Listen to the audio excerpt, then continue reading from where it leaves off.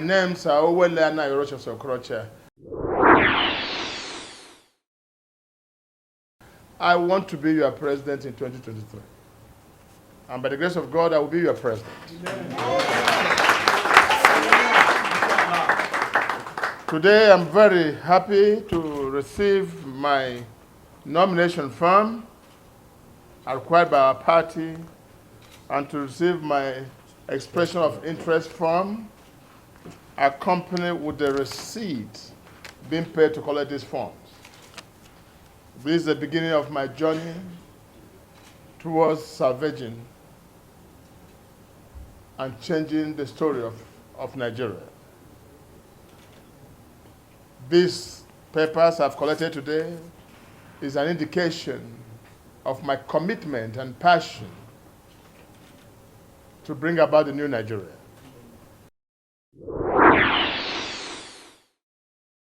Ladies and gentlemen, speaking to you this morning on why I want to be the president and why I think you should support me to be your president. What has brought me into this whole arrangement is my passion and vision for the new Nigeria and to change the ugly narratives associated with our nation. All of you are aware that we have different aspirants, different people vying for the office of the presidency of Federal Republic of Nigeria. The question is, who will be the right president and who will be the right person to do this job? I can only speak for myself because I understand and I know the challenges we're all going through as a nation. Today, definitely, we're going through an unusual and abnormal situation in our nation. And we don't have a perfect nation yet. We're striving to have a near-perfect nation like other developed countries of the world. Today, nations have called us the poverty capital of the world. Today, Nigeria's name is associated with terrorism, unemployment, youth restiveness, lack of power, lack of energy, and what have you. In other words, we don't have a normal nation.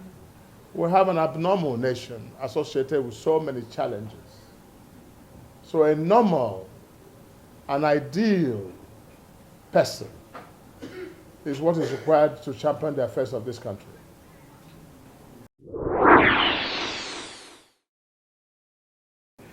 I want to make it clear to all of us here seated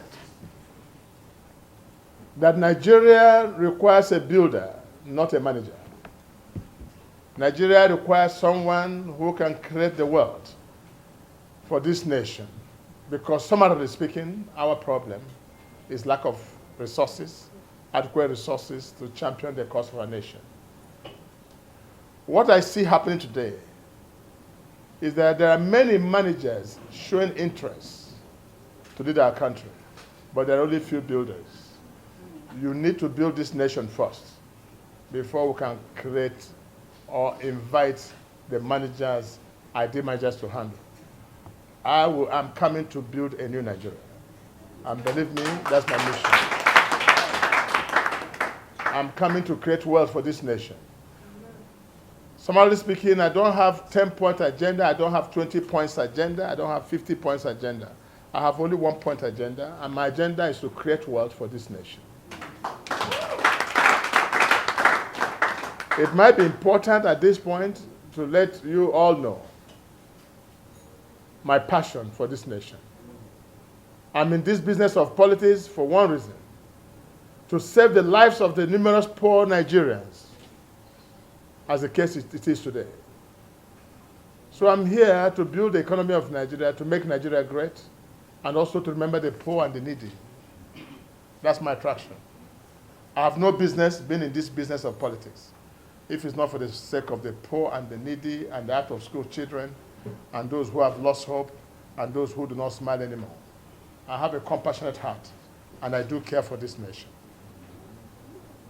So we need to create wealth. We need to engage the youths. We need to make sure that our young men and women are kept busy in the productive sector of our economy.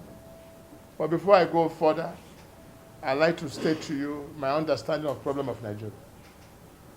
There's a correlationship between economy and population. In 1980, Nigeria as a nation had its exchange rate 78 kobo to $1. In other words, in 1980, Nigerians could go to America and go to London and buy things with naira and have change in pounds and dollars. The question we're asking today, what went wrong? What went wrong is why I'm here, and this is the reason why I've obtained this form.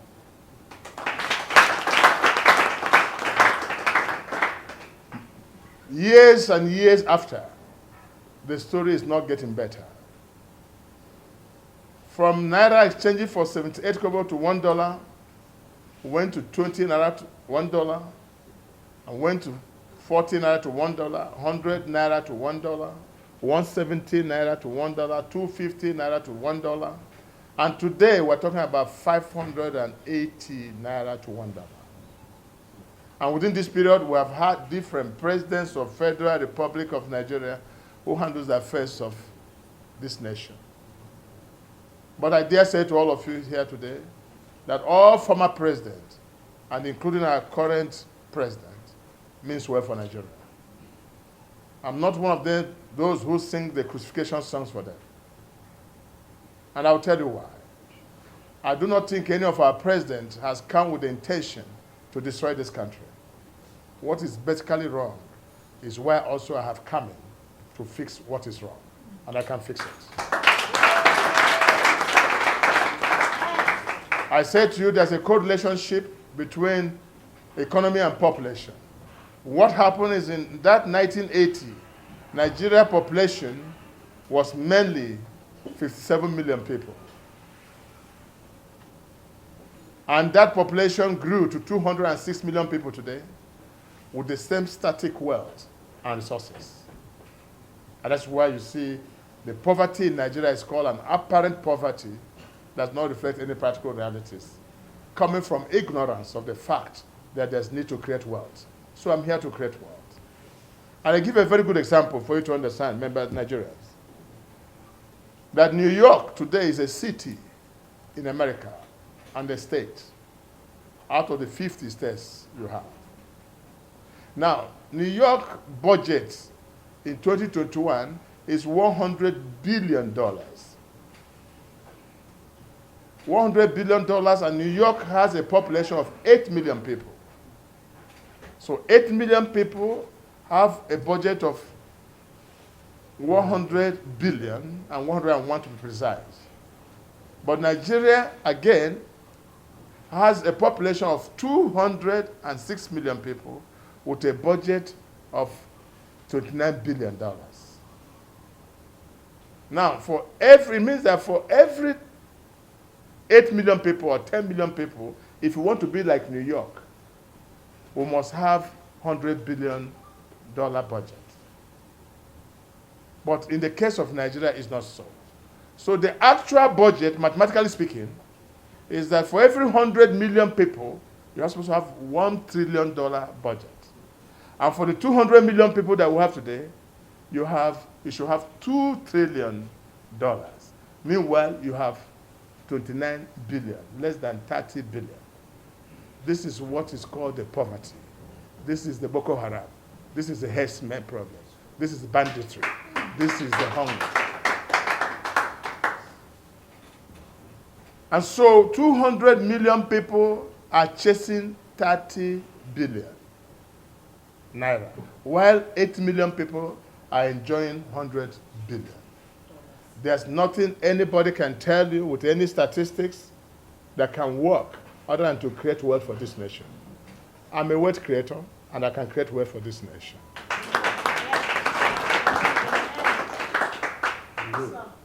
And when all you need is a president that can transform the comatose resource of our land through the productive sector of our economy to grow this wealth.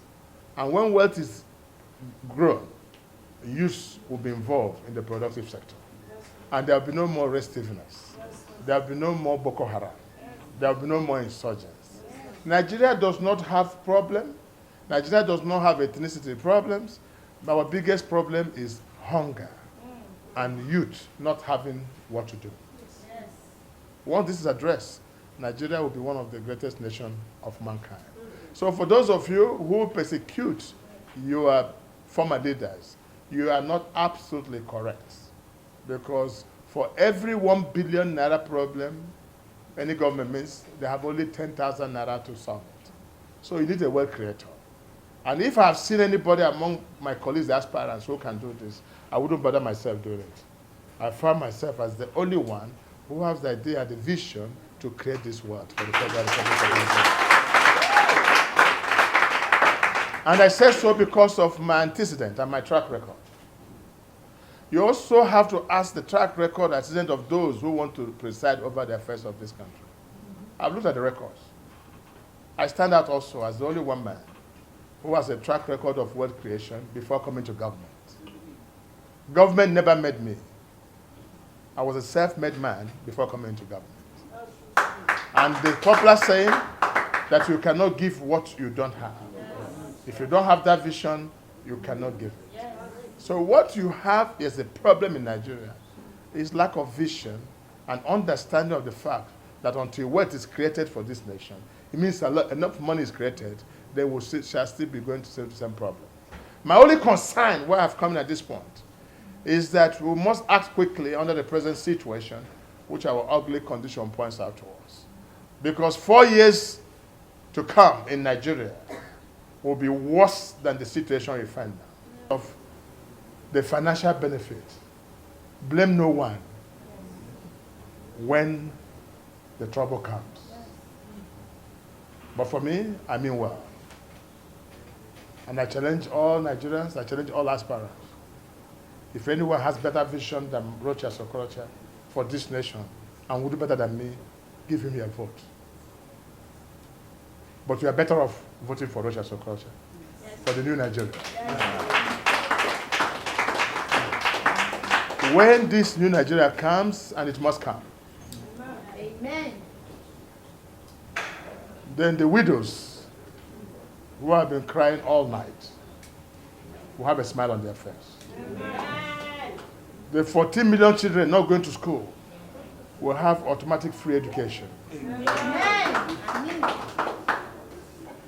And this crisis of IPOB will stop. The insurgents of the Northeast will stop. And the banditry in Zamfara will stop. And peace will reign from Lagos to Kano, from Kano to Bayelsa, from Bayelsa to Kwara, from Kwara to Imo.